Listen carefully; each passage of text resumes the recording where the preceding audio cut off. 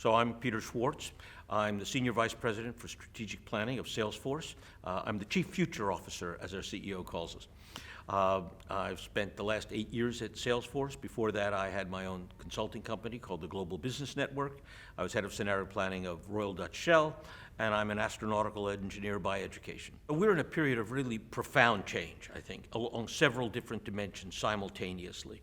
And they are driving each other and creating massive conflict. One is the unraveling of the global system that the United States and Britain built after World War II, the system of the IMF, the World Bank, the BIS, the WTO, the United Nations, NATO, all these institutions of shared and collective action for economic development, for security, for environment, etc.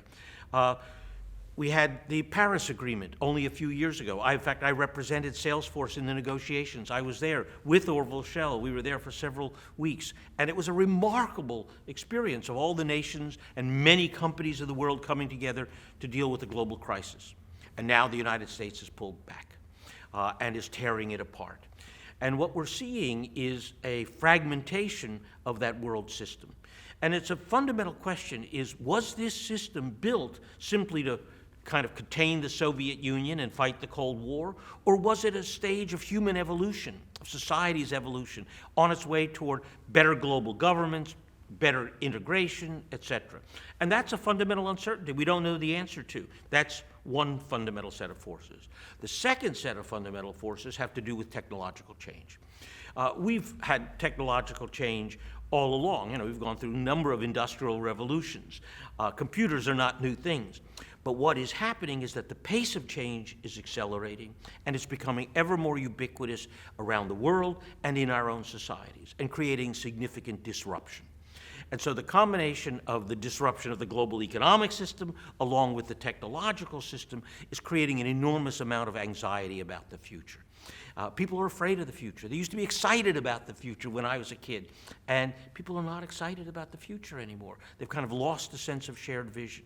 And when that happens, then people become narrowly self-interested. Nations become self-interested, individuals become self-interested, and what happens as a result is increasing conflict. And that's what really concerns me, is that loss of shared vision that built those institutions that created peace and prosperity now seem to be tearing themselves apart as people have lost faith in that shared vision of the future.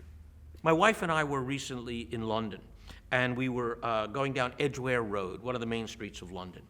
And if you go down Edgware Road today, you don't see many traditional British.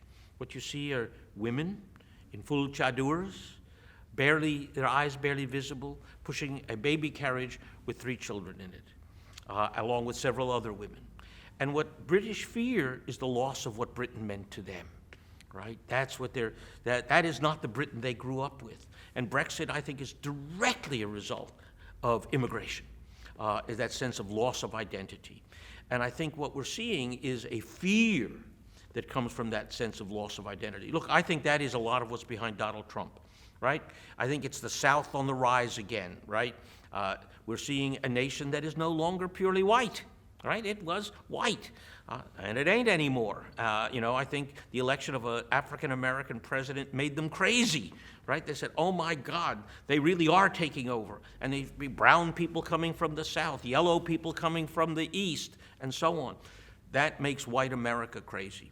And so what we've got is that kind of loss of faith in the future, and that deep sense that their identity itself is being challenged. And I think that's true in the US, I think that's true in Europe, that's what's happening in Italy, that's what's happening in Spain, that's what's happening in France, that's what's happening in Germany, etc.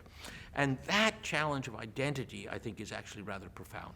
I think the younger people of today have a very different vision, a very different set of concerns. They've traveled the world, they have friends all over the world. I mean, we may have many problems with Facebook, but one of the advantages of Facebook, it is global, right? They have friends all over the planet. My son literally this weekend moved to Beijing to work in a Chinese game company that want to bring games to the United States, right? So I think that there is a generational change coming of young people who know each other around the world, who have a shared vision, who have been connected, and whether they're in China or in Vietnam or in Australia or South Africa or Brazil or New York or Mexico, there is a network of connection among those. They are the most optimistic force in the world.